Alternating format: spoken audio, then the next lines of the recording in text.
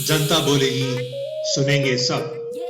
बेबाक बेखौफ बोल इंडिया बोल सब्सक्राइब करें और बेल आइकन दबाना ना भूलें।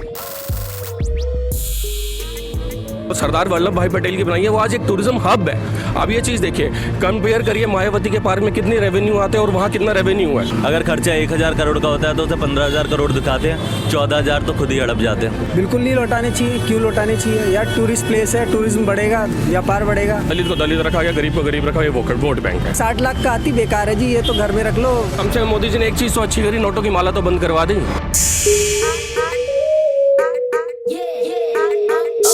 स्मारक मूर्ति और पार्कों के निर्माण ने भारत की राजनीति को एक अलग मोड़ पे लाके खड़ा कर दिया है।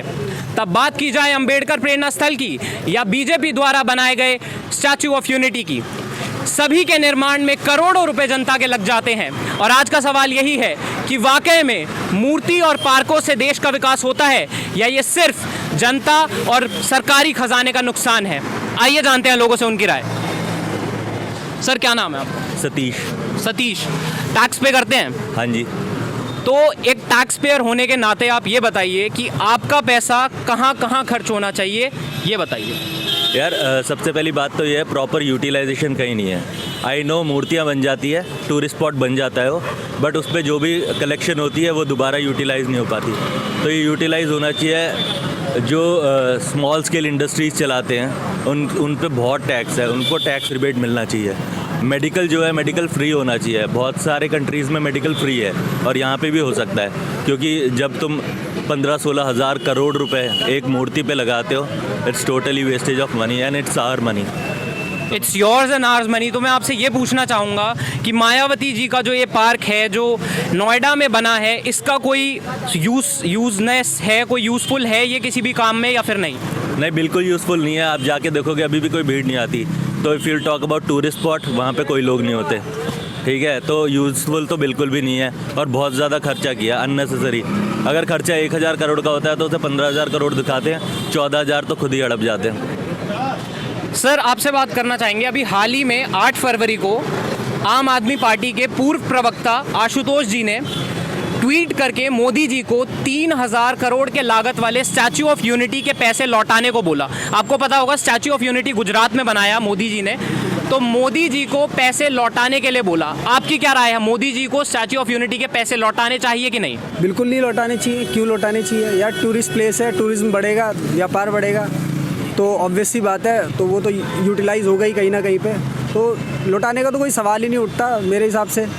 और बाकी रही आपकी मायावती की जो आपने मूर्ति की बात करी थी, तो मूर्ति के हिसाब से मेरे हिसाब से तो ये अब 60 लाख का एक हाथी आएगा तो बहुत महंगा पड़ेगा ना, वो तो देश की जनता को भी बहुत महंगा पड़ेगा। मतलब आप ये कहना चाह रहे हैं कि स्टैच्यू ऑफ यूनिटी से कहीं ना कहीं रोजगार और एक इनकम गवर्नमेंट को मिल रही है, बट ये जो मायावती का पार्क है इसका कोई यूज़ नहीं है। 60 लाख का हाथी बेकार है जी, ये तो घर में रख लो। मायावती जी के घर में होना चाहिए था, ये मेरा कहना तो ये है। सर बिल्कुल, हमारा पैसा, मैं एक टैक्स पेयर हूँ, ऑब्वियसली मैं चाहूँगा मैं डेवलपमेंट पे लगे। मैं क्यों चाहूँगा कि किसी के मूर्तियों पे लगे? अगर मूर्तियाँ बनानी है तो किसी महापुरुष के बनाइए, ना कि अपनी। मायावती जी ने क्या करा, वो जीवित हैं और अपनी मूर्तियाँ बना रही हैं। मोदी जी तब गलत होते हैं अगर वो खुद की या लाल कृष्ण आडवाणी की मूर्तियाँ बनाते। वो सरदार पटेल की मूर्ति बनाई है। गांधी परिवारों ने क्या करा है? गांधी परिवार ने सिर्फ अपने नाम पे हर चीज़ का अपने नाम पे लगा दिया है। तो कहना ये चाह रहे हैं कि कांग्रेस ने सरदार वल्लभ भाई पटेल, जो आयरन मैन ऑफ इंडिया कहलाए जाते हैं, अपनी पार्टी के एक दिग्गज नेता के लिए कुछ नहीं किया और उसी। सर आप एक चीज़ देखिए ना, जीते जी भारत रत्न मिल गया और उनको इतने मरणोपरांत के बाद भी भारत रत्न नहीं दिया, तो आप इस चीज़ को क्या बोलेंगे? मैं ये इस चीज़ में नहीं हूँ कि किसी के लिए मूर्ति बनाए। आप मेडिकल इंस्टीट्यूट बनाए। हमारे पे एक बेचारा गरीब आता है, वो मर जाता है, उसको कोई मेडिकल फैसिलिटी नहीं मिलती। मैं अपना पैसा देने को तैयार, मैं मेरा पैसा देता हूँ, लेकिन उसको एटलीस्ट कोई भी सरकार हो अच्छी तरह यूज़ करे, उसको हमारे वेलफेयर के लिए यूज़ करे। मेरा कहना सिर्फ इतना ही है। तो सुप्रीम कोर्ट ने अब मायावती को फटकार लगाई है कि ये जो प्रेरणा स्थल में जो पैसे लगे थे वो जो है सरकार को वापस करने होंगे। आपकी राय क्या है इस चीज़ पे? बिल्कुल करने चाहिए या फिर वो किसी टूरिज्म का केंद्र बना हुआ है? अभी देखिए सर, टूरिज्म का केंद्र है तो हो, लेकिन कितना फ़ायदा और इसकी असेसमेंट भी तो हो ना। सिर्फ अपनी मूर्तियाँ लगा के अगर आप टूरिज्म की जगह अपने आप का प्रचार कर रहे हैं, उससे क्या टूरिज्म का, क्या किसी को रोज़गार मिला? क्या मूर्तियाँ बना के किसी को रोज़गार मिला? नहीं मिला। तो मोदी जी ने जो गुजरात में आयरन मैन है अपने वल्लभ भाई पटेल, उनकी जो मूर्तियाँ वगैरह बनाई हुई है तो वो एक किसी पर्टिकुलर एक सोसाइटी या किसी एक पर्टिकुलर किसी आदमी का नहीं है, वो जो आयरन मैन है ऑल ओवर इंडिया, हमारे पूरे देश के आयरन मैन है। तो इसलिए कोई महापुरुष की आप सरदार वल्लभ भाई पटेल की मूर्ति आपने बनाई है, मायावती भी अगर भगत सिंह की या किसी महापुरुष की बनाते तो वो एक सोसाइटी में एक मैसेज आता। सर, तो आपके हिसाब से काशीराम महापुरुष नहीं है?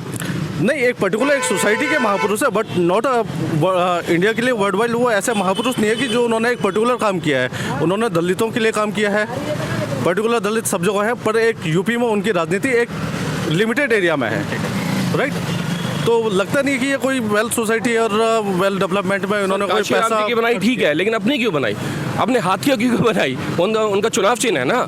अगर मोदी जी बनाते लाल कृष्ण आडवाणी की, वो जीते जी बना देते, या किसी की अटल बिहारी की, तब समझ आता। लेकिन वो उनकी पार्टी से नहीं है, वो सरदार वल्लभ भाई पटेल की बनाई है। वो आज एक टूरिज्म हब है। अब ये चीज़ देखिए, कंपेयर करिए मायावती के पार्क में कितनी रेवेन्यू आते हैं और वहाँ कितना रेवेन्यू हुआ है। अब उस चीज़ को भी कंपेयर करिए ना, वहाँ कितने रोजगार जनरेट हुए हैं, उस चीज़ को जो अब एटलीस्ट अगर आप कंपेयर करते हैं, कंपैरिजन का ये भी एक मायना होना चाहिए। ये नहीं कि एक पार्टी लाइन से ऊपर उठ के उन्होंने कुछ करा है। ठीक है, उनके बीजेपी के पास कोई खुद के महापुरुष नहीं है। हाँ, आप इल्ज़ाम लगा दी वो चोरी कर रहे हैं, लेकिन वो चोरी कर रहे हैं तो कम से कम वो कांग्रेस की चोरी कर रहे हैं ना। आप ये इल्ज़ाम तो नहीं लगा सकते ना उन पे।